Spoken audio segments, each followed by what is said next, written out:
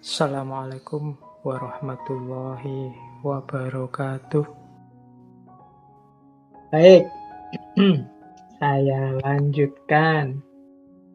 Nah, ini ono gambare, cuma bahasa Inggris. Kalau kita sering punya ungkapan-ungkapan seperti ini ada gejala-gejala berarti. Misalnya, what will they think? Kira-kira apa ya komentarnya mereka padaku? Kalau pikiran kita sering sibuk begitu, ya kemungkinan kita orang yang punya gejala seperti tadi. Atau what if I say no? Ini menunjukkan bahwa kita tidak berani ngomong tidak. Kita selalu menimbang-nimbang, kalau saya bantah gimana ya? Kalau saya bilang tidak, kira-kira enak enggak ya? Kalau saya enggak setuju, kira-kira orang enggak apa-apa enggak? Atau nanti jangan-jangan ada masalah. Kalau kita banyak sering berpikir begitu, kemungkinan kita kena sindrom people pleaser tadi. Atau kita, will we still be friend? Kita masih temenan enggak ya? Kalau saya nekat bantah dia, bilang tidak, atau aku menghidupkan gayaku sendiri, kira-kira masih bisa temenan enggak ya aku sama dia? Ini kalau ada pertanyaan-pertanyaan seperti ini, kemungkinan kita sudah masuk ke ranah people pleaser tadi. Atau kalau pas teman marah, itu kita bertanya pada diri kita sendiri.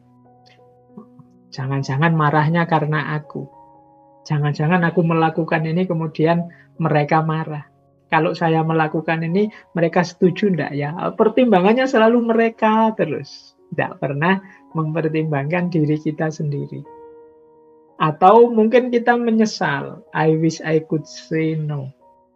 Kalau bisa sih saya mau bilang tidak. Tapi gimana wong teman, wong sak kelas, wong tiap hari bareng, nanti dia ndak enak sama saya. Itu I wish I could say no.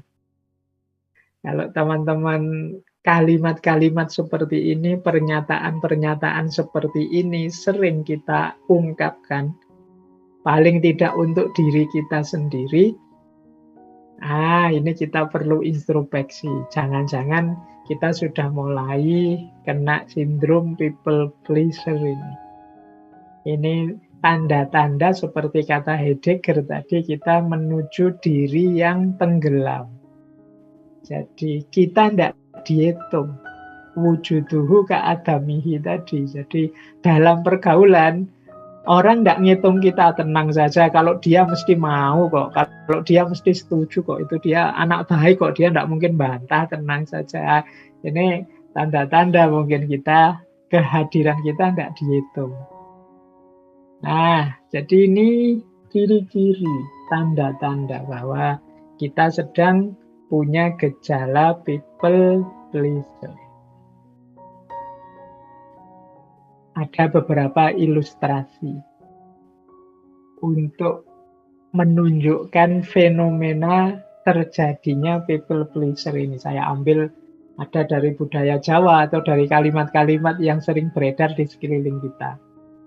Misalnya kita mungkin sering mendengar istilah asal bapak senang.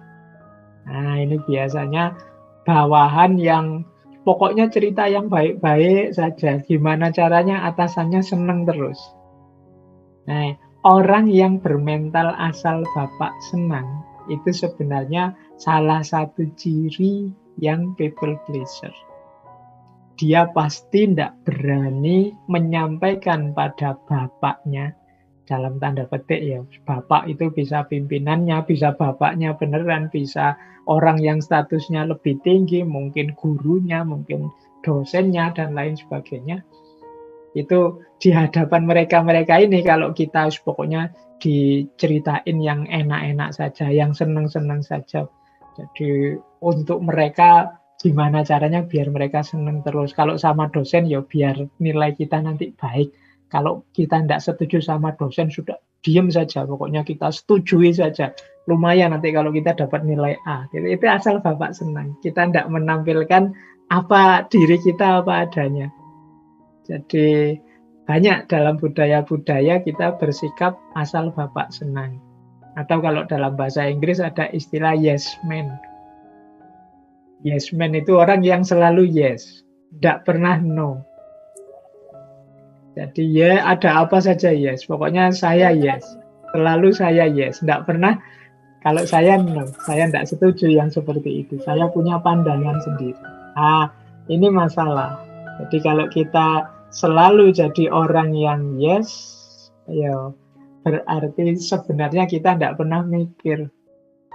Jadi orang itu kan kalau diajak ngomong gimana menurutmu? Enak enggak? Ya, enak. Setuju? Ya. Pokoknya jawabnya ya terus. Itu kemungkinan kita memang males mikir. Inginnya ikut saja. Ya kalau kita gayanya seperti ini ya jangan mengeluh kalau kita enggak dihitung.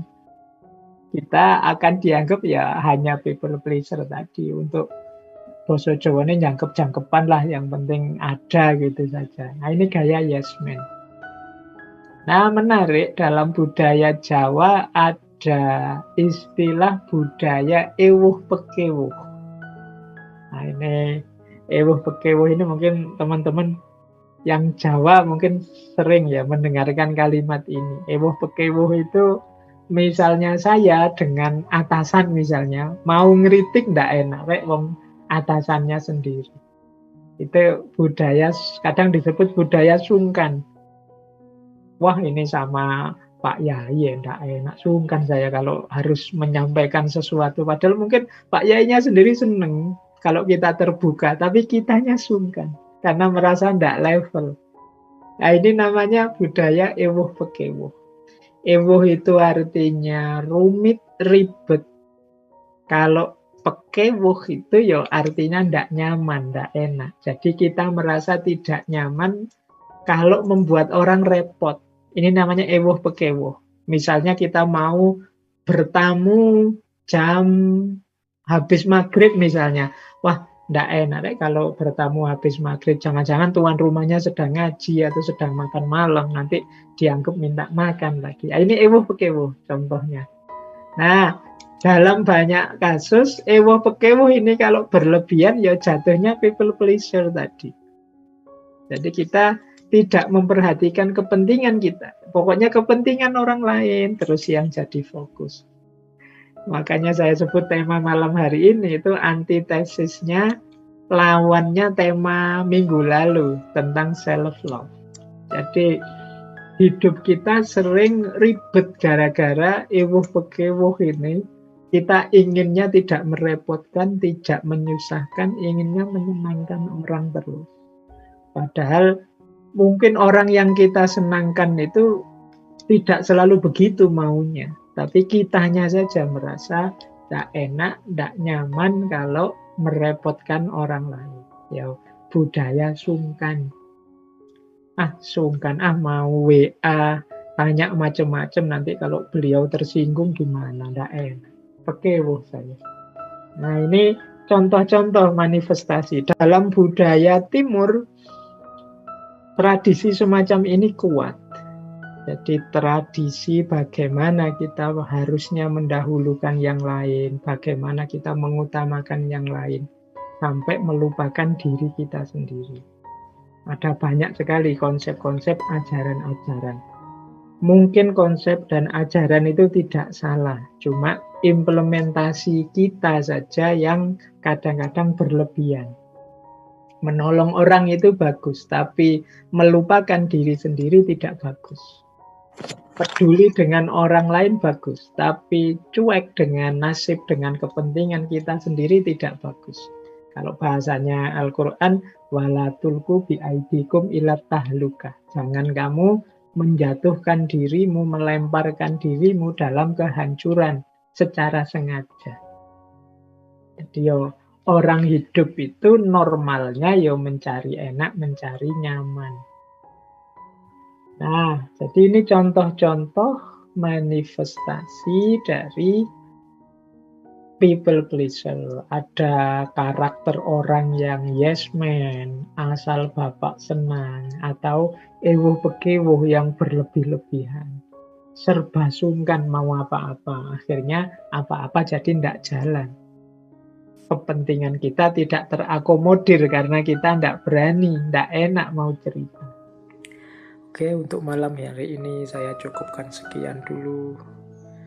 Mohon maaf kalau ada yang kurang berkenan, mungkin 1-2 kekurangan apa, mohon dimaklumi. Kalau ada kekhilafan, kealpaan yang teman-teman ngerti benernya seperti apa, ya silahkan disampaikan. Kurang lebihnya mohon maaf. Wallahul muwaffiq, wallahu a'lam bissawab. Wassalamualaikum warahmatullahi wabarakatuh.